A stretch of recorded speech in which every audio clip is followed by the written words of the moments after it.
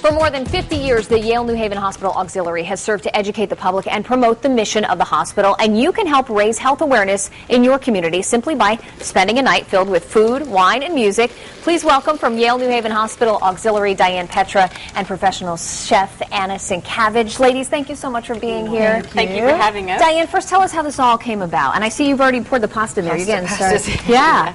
It came about because my husband and I attended a dinner hosted by Francine Sagan, who wrote the Opera Lovers Cookbook.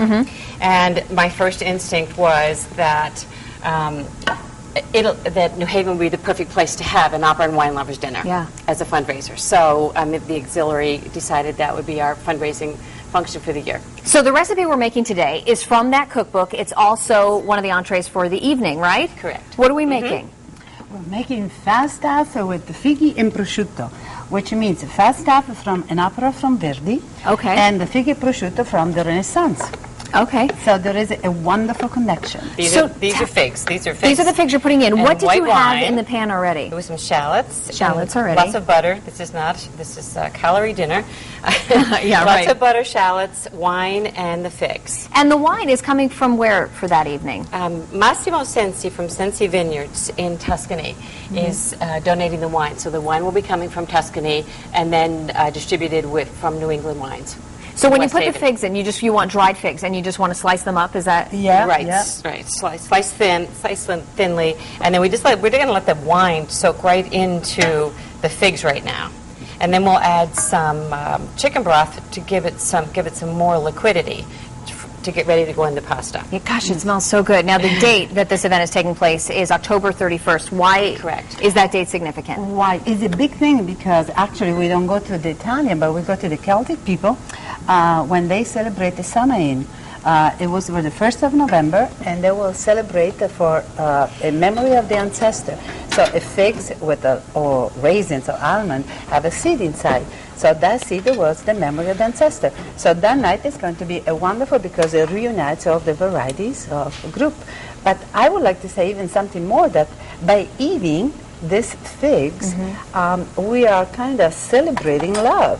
Because you say the figs and the prosciutto have symbolism. Yes. How are we celebrating love by eating the figs? I'm going to tell you. Okay. Imagine this one. I mean, we can go back into the beginning. Being Italian, when you ask me a question, I don't just answer right now. I go back to Adam and Eve. Okay, listen, I don't know that we have time to go all the way back to the beginning, but get started. We'll see what we can cover. But listen to this one. Adam and Eve, probably you heard about it, but as they were naked, they covered themselves with a leaf from the fig tree. Right.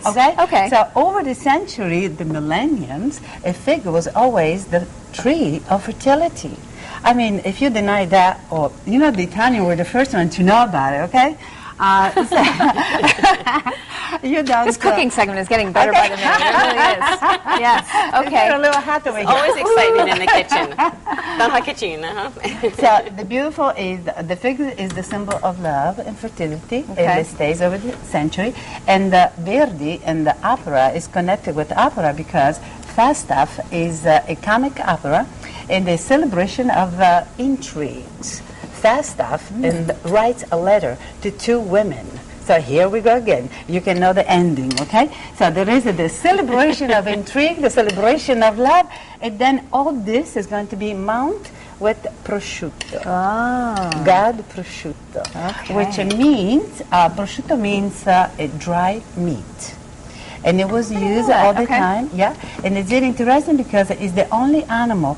I am from Umbria, but it's very pig for us. It's very special because it's the only animal that you can use everything. There is nothing that you can throw away. Imagine, I mean, my grandmother didn't do that, but I heard about it. They make even brushes with the hair from a pig. I mean, it's unbelievable. So you use everything. Okay, so we have food, we have wine, we have music, and we have love. Yes. And passion. So what more could you ask for, right? And the author of that book is going to be at the event speaking? Yes, she's a historian? is a food historian. So, I mean, she knows the connection between Falstaff and why Puccini wanted to have oysters while he was composing. I mean, it's a fascinating history. And all of the proceeds from the event benefit the auxiliary special project. So what does that include? Special project grants is what we call that.